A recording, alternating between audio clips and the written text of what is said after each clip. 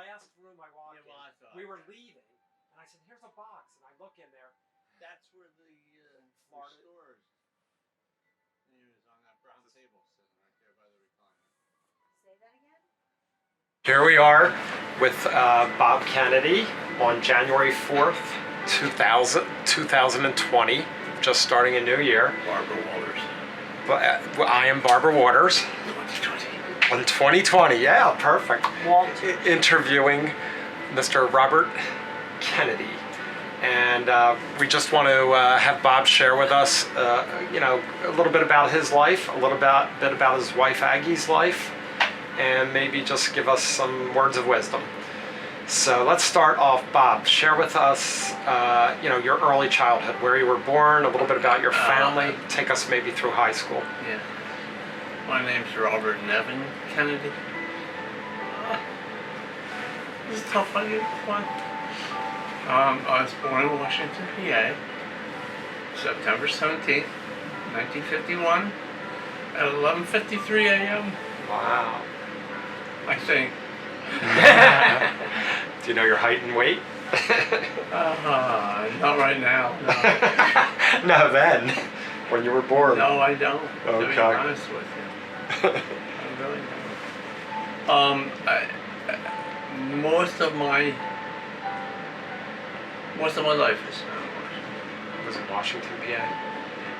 Oh, your early. Good little town. Your early life. My early life. My first half. Right. My first third. Right.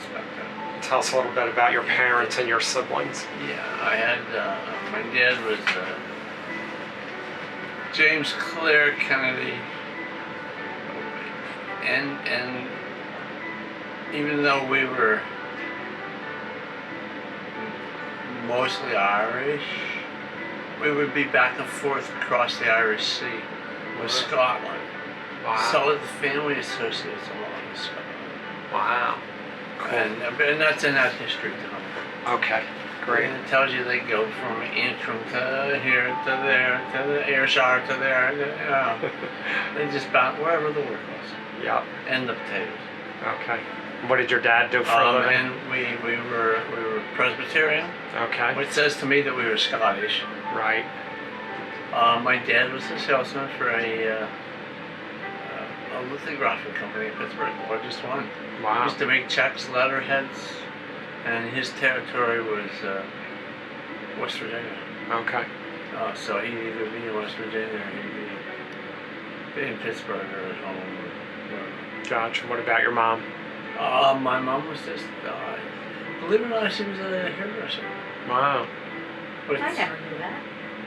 I know. And if you look at those pictures, those photographs, that big portfolio, you could see how she, like, when they were high school pictures. You could see how she, like, read out of it. To the point that she would do her friend's hairs. Okay. She'd do perms. Great. Oh, wow. At home. She'd have them come over home. And how many In my- siblings? What was the pecking Let me order? go back a little bit. Okay. Yeah. My grandfather, brain now, but just trying to had a big influence on him. Your grandfather? Okay. When he, my grandmother had MS. So it really, I mean, he owned his own company. He owned his own sheet metal, roofing, a very profitable company. Wow. And, but he had a big influence because he taught you the value of the hard work. And that was very important. Wow. And he was with my grandma. He was with grandma till the end when her MS got her. Finally. And it's very interesting. He, but that put him like in his 70s. Okay. And when he was retired, he was still plowing on roofs with the guys at 78. Jeez. But he didn't own the place. He had already sold his piece of it back in the 60s. Gotcha. And you know, and he didn't anything to do. Uh, And guess which grandchild he took hunting? I'm guessing you. Hunting? No. No, that he took. Bowling. He loves the ball. Oh. So, I just had special popping up. Oh, that's great. And then tell us about your siblings. So, and my siblings, I have my older brother, Bruce, who's still living. He is in an Alzheimer's care facility in Santa Rosa, California. My sister-in-law Susan's been taking good care of him, as you know.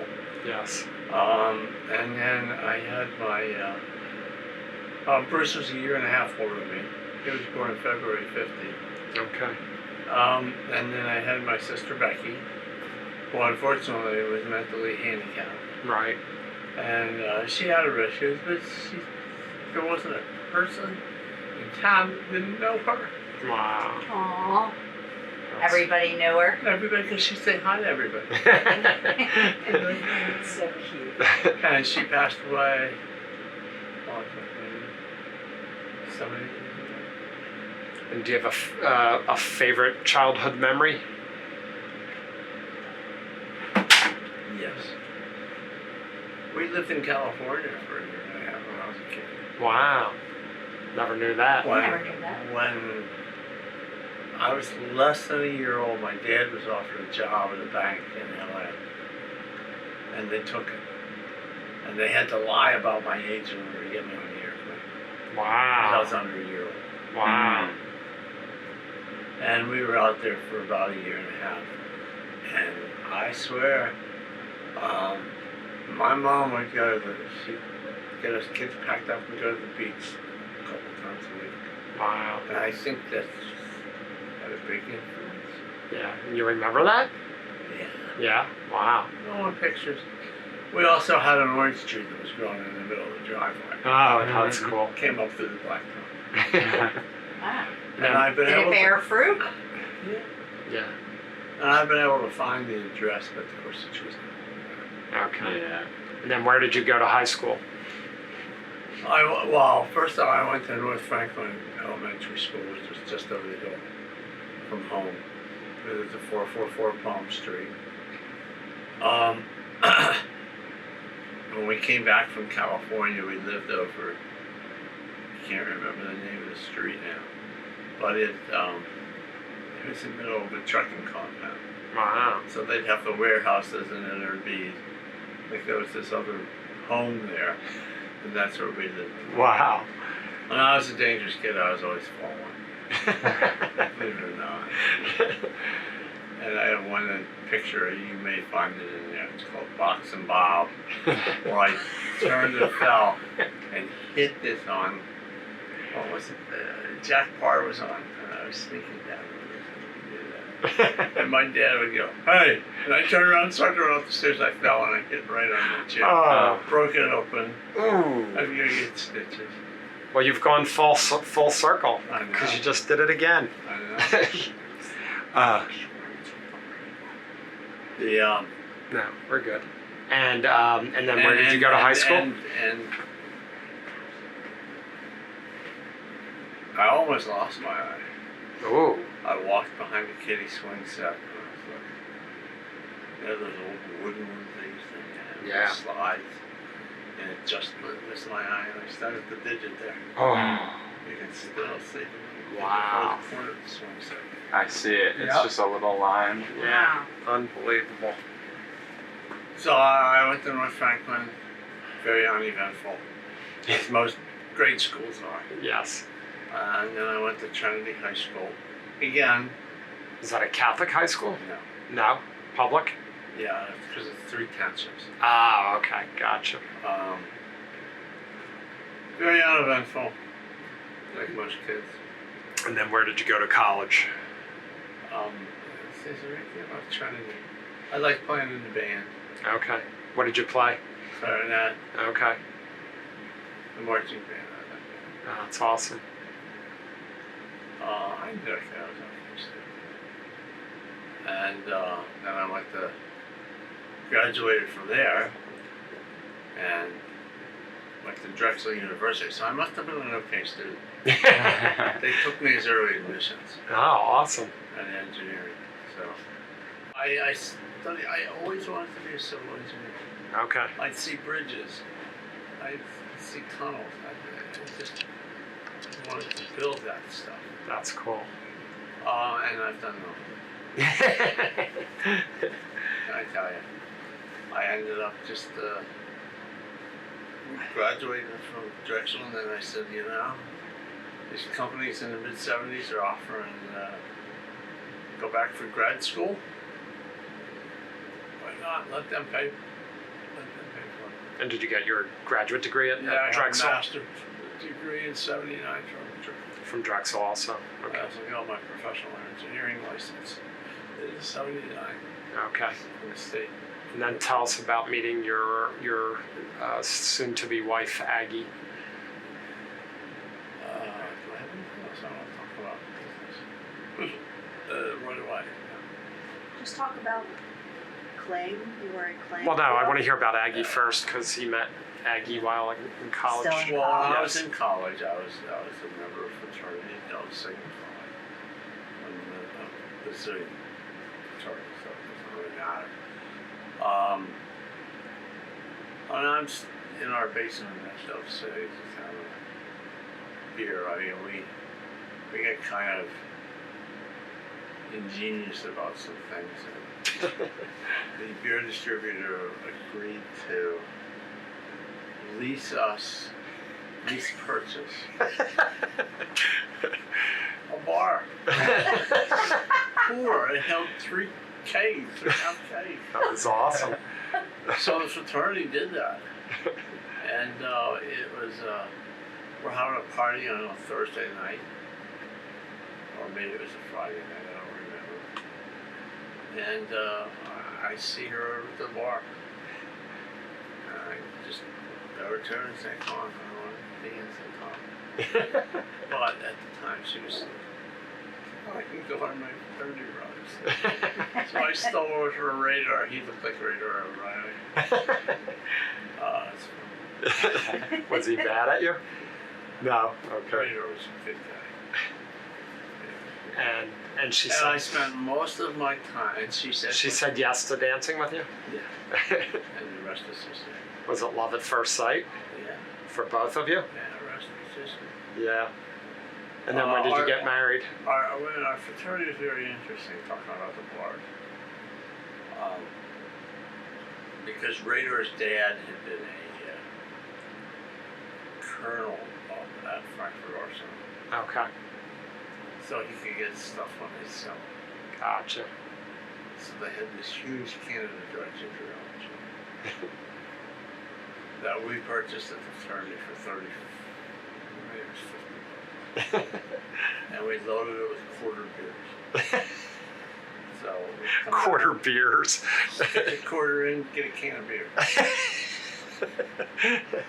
That was great. And right next to that was the leased pinball machine. Okay. Which is In cool. your fraternity, you had a pinball machine? Yeah. Wow, this was some frat house. That's where I spent most of my time. And the guy who we were leasing it from, he always wondered why there was never any money. And the fact was, you could pick the thing up about an inch and a half on the floor and just drop it. And it would ring up like 6 games. That's great. So, That's great. needless to say, a lot of fraternity, but it's not the time. I bet. So how long did you date Aggie before asking her to marry you?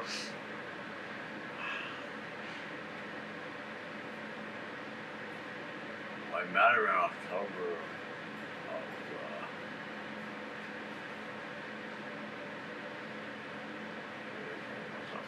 of 7th. And we got engaged in January of 74. Okay, so you dated for a couple years. Yeah. And then, and what did Aggie do for a living?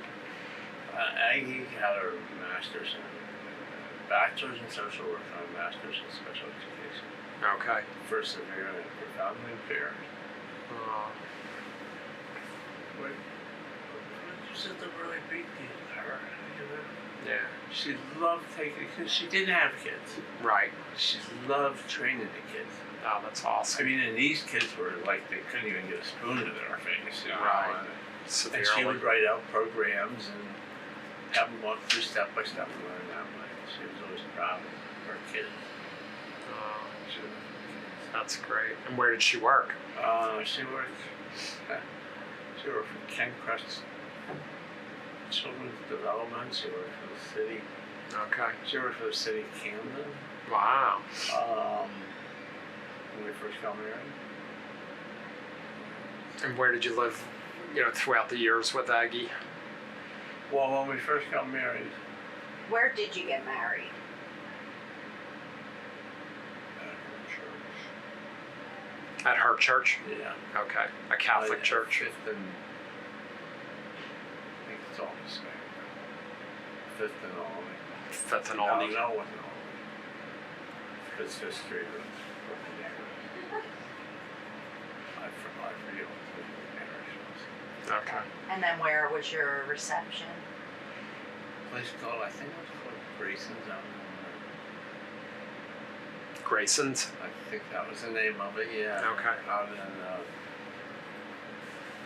Jenkinson. Okay. Okay.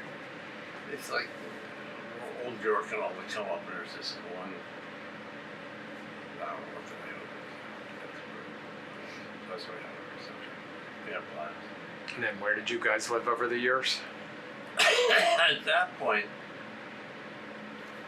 I was no longer working in the city, I was working in Delaware. So we moved to New Jersey, Oh, okay. and that's when she worked for Camden. Gotcha. Where did you live in New Jersey? Pine Run. Pine Run. What town is that in? Pine Run. I've never heard of it. As I you're have. going down 42. Okay. Near Pine Valley? Clementon?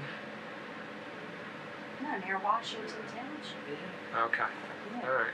Well, that's the same, similar area. Yeah. Yeah. Okay. And then where did you move to after that? Well, at that point, a few years in Delaware, and came back to the city. Okay. And I started working for Kling.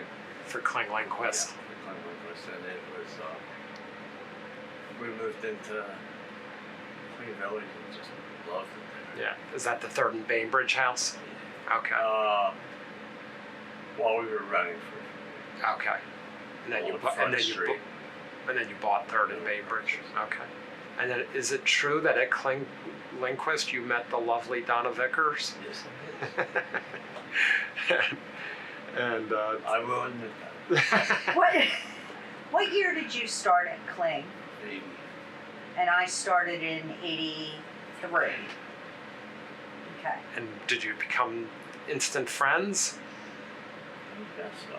Yeah. Okay. I become friends with a lot of people. Yeah. Definitely. I'm drawn to people. Right? Yeah. I like talking with people. My philosophy is when you meet somebody, Mm-hmm. you talk to them about them, Right. and they're going to be a good fit to you. Yep. It's true. That's a And, good philosophy. That's very important to do. Yeah. That's how you get ahead in business. Yep. So Absolutely. And then when did you move to your Victorian mansion Oh. in Riverton? Around when was that? 90, 98. 90, I was going to say the end of the 90s, 98. And that's where you... We had always wanted to. We had a little,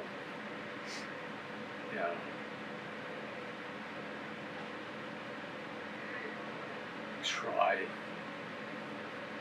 level. Trinity. No, Trinity. Yeah, you had a Trinity in Queen Village. Queen Village, yeah.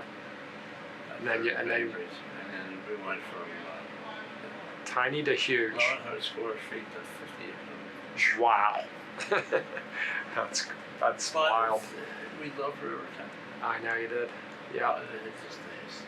What did you? Yeah, I was gonna say, what did you love about it? It was just the history. The history. It was so old. The people were. It's just, I mean, it's much like that. That's great. And tell me about, you know, Aggie's final couple years and when she passed away.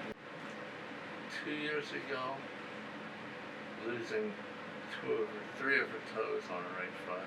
Right. Of course, that upset her a lot because she loved the beach. Right. And she didn't want to go to the beach. And it's so funny because later she forgot they were missing. Wow. That's incredible. And then it was a slow decline from there, right? Yeah. Yeah. Then it really pushed her hard a lot. Yeah. And then she passed away in June of June 2019. June 8th. June 8th of 2019. Okay. And so, General stories. yes, tell us a couple general stories. Number one with a boy is Super Bowl. In 2004. It was 2004. Eagles versus New England in Jacksonville. Yeah, we got ripped off. We made New our England own. cheated. New England cheated. Donna, Tell us, that was a blast. That was tell us all who went and Tom and Ricky and Paul and Aggie and I and Steve and we would hook up with Timmy. and Timmy was on vacation. And we just had everywhere we went, we just had fun. Yeah, Whether it was a bar, whether it was going to the Huey Lewis concert, yeah. whether it was Out to eat. out to eat to the Waffle House at 3:30 in the morning, or to open up that bar in St. Augustine at whatever time, 10 o'clock in the morning. 10 o'clock in the morning, we're drinking Pirate's Punch. Oh. So, I mean, that was a highlight of my fun. And Aggie loved it too, right? Yeah. Like I told these guys when I called Tom, I said, I could not have had a better group of guys Oh. to do shit with. Yeah, that is true. Thank you. I mean, you guys were just like, you just accepted us right into everything. Yep.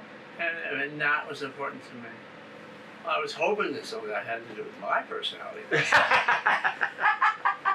And Aggie's. It was both of your personalities. It was based on baggy.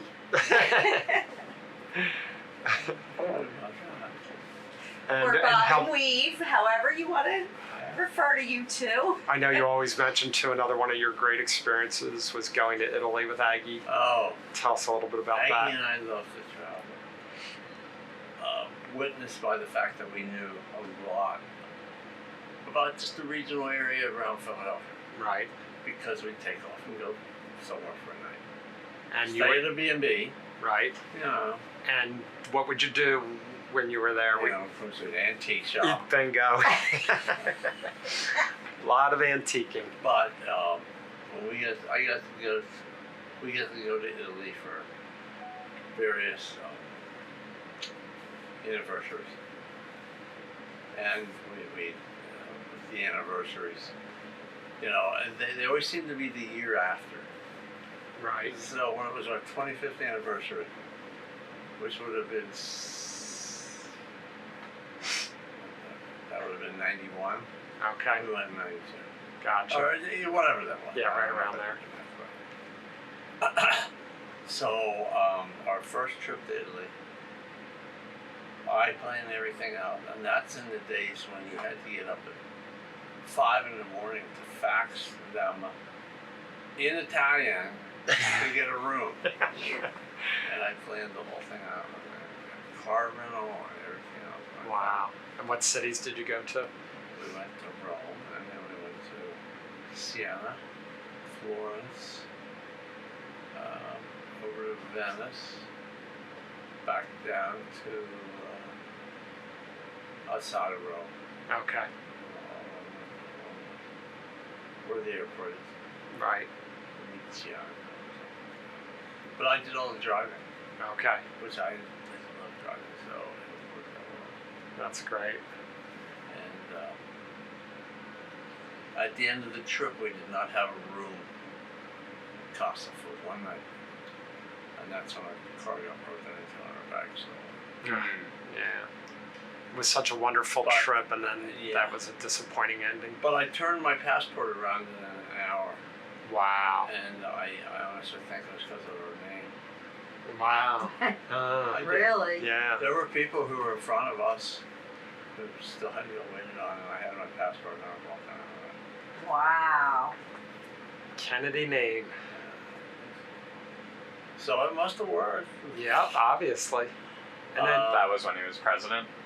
No, that what you're saying? No, this was in the 90s. that was after. But just having the Kennedy name, they might have thought he was related. And they just processed it. Yeah. Our Aggie looked like royalty. No, not after that. She cried all night. Aww. Aww. What we lost is we lost all the gifts we bought for everybody, as you Aww. well know. Yep. Yeah. But we had bought a lot of personal gifts for people, and they stole 2 large bags out of the back, for example. Aww. And Thomas, it'll kill you. 29 rolls of film. Ah. Exposed, including the Sistine Chapel, which Oh. they aren't letting you do anymore. Oh. And those guys just chucked it. They did? Oh. He's sure they did. Aw. That's terrible.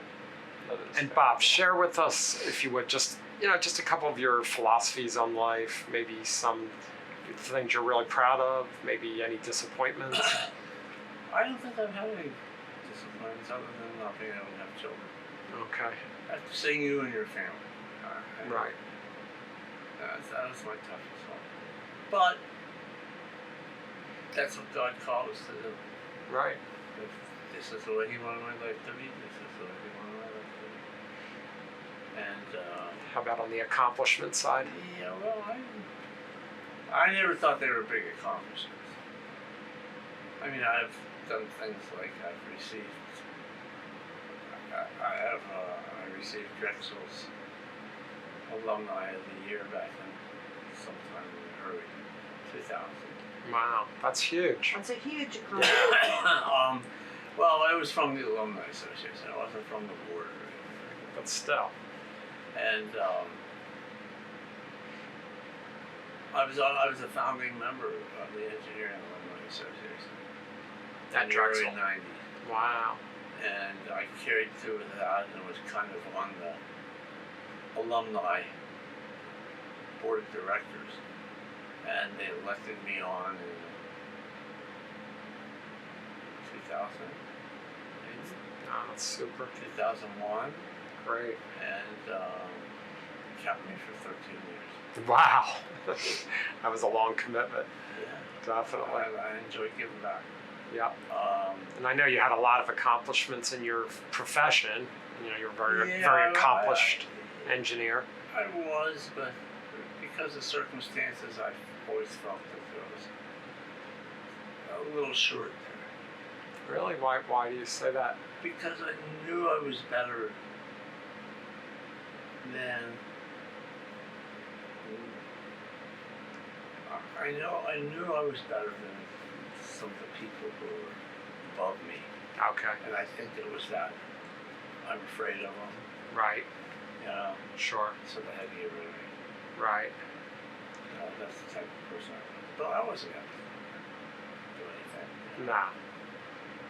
And share with us just a couple pearls of wisdom. As I told your son Thomas, always learn something new every day. Every day. The most important, there's 2 important things you should need. Love and education. Yep. And you gotta learn something new every day and just keep learning. Yep. And just keep learning. And, find that woman you love and stick with her. That's great advice. I'm also very much into volunteerism. I'm into that. Obviously, 13 years. Yeah, 13 years on Drexel's board. Yeah, they gave me a picture of the singer somewhere. And I know you volunteered for other things. You were on the zoning, Yeah, I was local on zoning the board. planning board for 10 years. And, Yep. I thought you should volunteer. Yeah. Give back. Yep. Last night, just another one of your philosophies, which, just about managing people and being nice to people. Yeah. Whatever you give, it's going to come back at you. Right. So my management philosophy was, first of all, nobody worked for me. It always worked with me. And I could get anybody to do anything if they knew that I was supporting them. As an engineer, it's not right that the shit flows uphill. It's supposed to be downhill. Right. Guess what? When the shit flows uphill, you gotta take care of it. That's right. You can't just pass it off to somebody else. Right. And that's the way I do it. If there was an employee having an issue with trying to get some work done or something, I could step in and help them like a friend. Right. Not as a boss. To say, hey, you're doing this wrong, do it or not. Just as a friend to help them. Let them understand what's going on. Make sure they know my philosophy is that if you support them, they're going to support you. Okay. That's great. It's kind of a guiding principle. Like I said, I don't think I have any employee that ever worked for me that wouldn't come back and work for me again. Right. I was And that says a lot. yeah, Definitely. And any other parting words you want to share with everyone? I'm just glad we met you guys. Because like I said, you just brought so much to our life. Thank Including you. most recently the short people, which I enjoyed a lot. Yep. Yeah, we had some great times down there. And you feel at peace with your life? Yes. Yes. And you're ready. I have 40 years of wonderful marriage. I had 50-some years of a wonderful career. There's absolutely nothing I regret. Great. Great. Life is what it is. God has a purpose for it. When it's done, that's it. Yeah. So you're ready to And go? I've always had that philosophy. It's an interesting thing. It is. And you're ready to go be with Aggie and meet your meet God. Meet and, my maker. Yep, meet your maker. Yeah, so. What else? That's what I had. Anything else that you wanted to talk about, Bob? No, I can't think of anything else. All right.